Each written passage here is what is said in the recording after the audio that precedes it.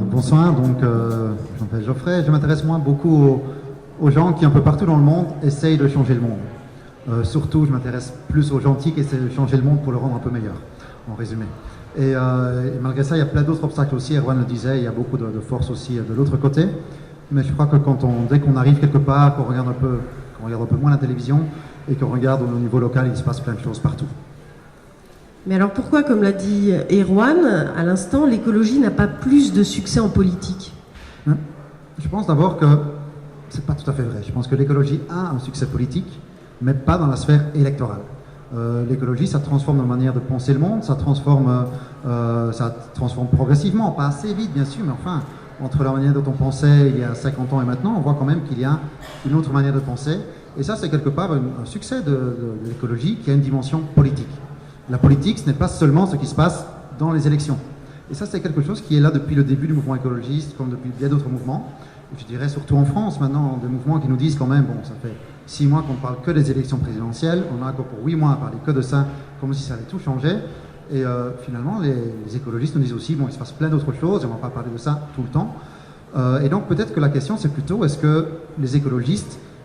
que les écologistes n'ont pas plus de succès dans la sphère politique électorale?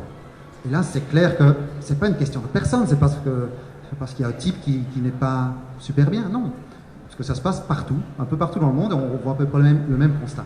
C'est plutôt qu'il y a quelque chose d'un peu incompatible entre la vision de la politique qu'aimeraient porter les écologistes depuis le début et la politique électorale qu'on a aujourd'hui, je dirais de plus en plus. Par exemple, les écologistes se basent beaucoup sur les arguments. L'idée, c'est de prendre le temps pour convaincre l'autre avec de bons arguments. Aujourd'hui, avec l'accélération de la campagne électorale partout, on n'a plus trop le temps de faire ça.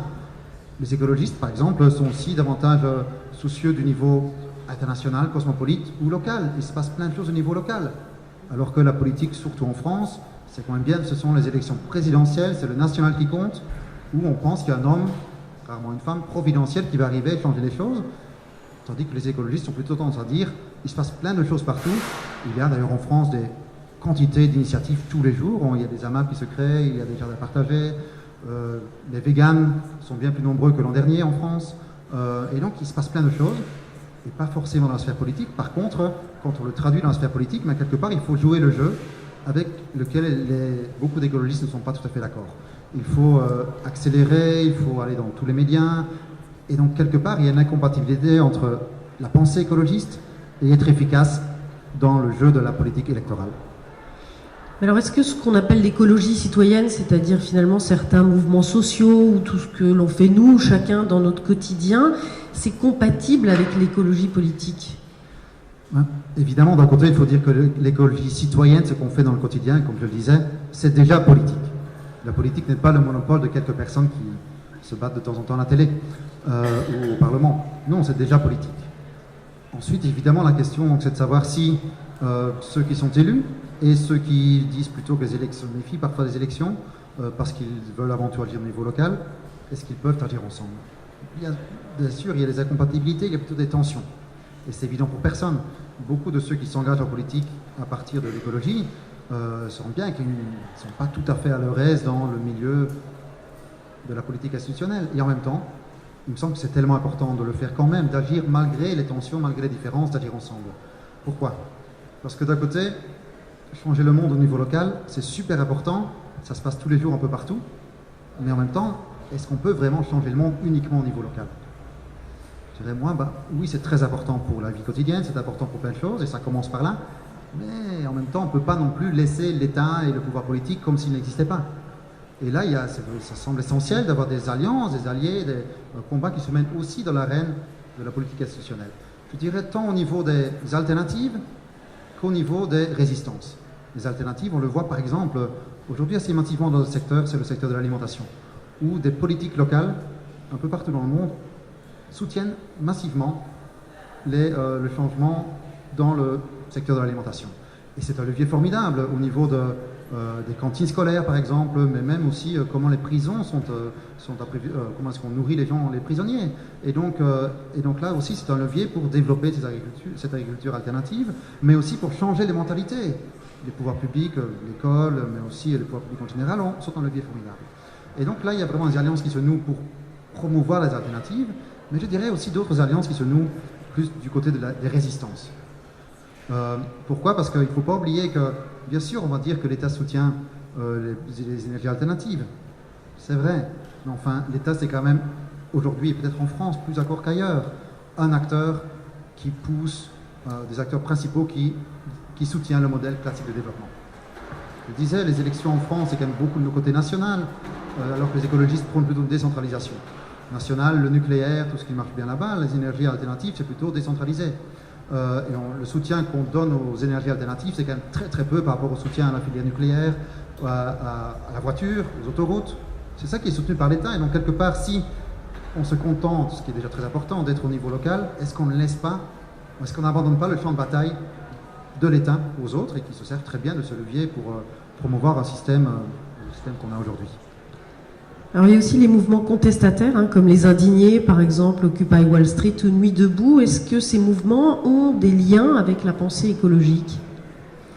Je pense que c'est profondément lié. Ce qu'on voit surgir un peu partout dans le monde, ce sont des mouvements qui sont à la fois centrés sur la démocratie plus encore qu'avant et où la dimension écologiste est importante. Et je crois qu'on peut de moins en moins distinguer ces deux combats. Je le disais, depuis le début, dans l'écologie, il y a une vision de la démocratie qui est différente, où on ne délègue pas notre responsabilité uniquement à un homme ou une femme providentielle, où on s'empare des choses, on a l'idée de se réapproprier, on parle beaucoup de ça dans l'alimentation aujourd'hui en France, se réapproprier le système alimentaire, se réapproprier notre alimentation. Et tout ça, c'est politique. Et donc, évidemment, là, c'est aussi un projet de démocratie. Et quelque part, les mouvements écologistes, comme les mouvements plus récents, je pense à Nuit debout, ici à Paris, ou ailleurs en France, Occupy Wall Street, les Alignés et d'autres, réinterrogent la conception même de la démocratie. Et je crois que quand on voit la campagne électorale qui se dessine en France aujourd'hui, on sait bien que ceux qui vont être élus, c'est plutôt sur des petites phrases, sur des petites divergences politiques, plutôt que sur des arguments. Et bien, dans ce cas, on voit quand même ce questionnement de la démocratie qui est à la fois au cœur des mouvements écologistes, au cœur d'un autre modèle qu'on peut imposer, au cœur d'un autre modèle, un modèle différent, écologiste, et en même temps au cœur de tous ces mouvements de Nuit debout et d'autres, où il s'agit de se réapproprier la politique, la citoyenneté d'autres manières, et de questionner ce modèle politique dans lequel il y a non seulement une espèce de monopole du politique par les professionnels, mais aussi les médias qui jouent un rôle important avec une accélération incroyable de la politique où il y a de moins en moins de place pour les arguments. Et à côté de ça, quel est le mouvement qui justement a essayé de réapproprier les choses au niveau local depuis bien longtemps? Quel est le mouvement qui a proposé depuis longtemps, c'est pas nouveau, de ralentir, c'est un peu plus à la mode maintenant, mais c'est bien le mouvement écologiste qui, depuis les années 60 au moins dans le monde occidental, propose ça. Et ce qui est passionnant aujourd'hui, c'est qu'on le voit non seulement dans le monde occidental, mais aussi, je dirais, de plus en plus dans le Sud. Un peu partout dans le Sud, les mouvements les plus intéressants, ceux qui nous inspirent le plus, ce sont des mouvements qui ont transformé la démocratie à l'intérieur des mouvements, mais aussi qui ont une forte dimension écologiste. Le mouvement le plus global aujourd'hui, c'est pas un mouvement d'intellectuels ou d'urbains, c'est la Via Campesina, un mouvement paysan qui dit, et je pense qu'ils ont raison, que si on veut changer, si on veut arrêter le changement climatique, ou au moins le diminuer, eh bien la plupart des solutions sont dans les mains des petits paysans et des petits agriculteurs.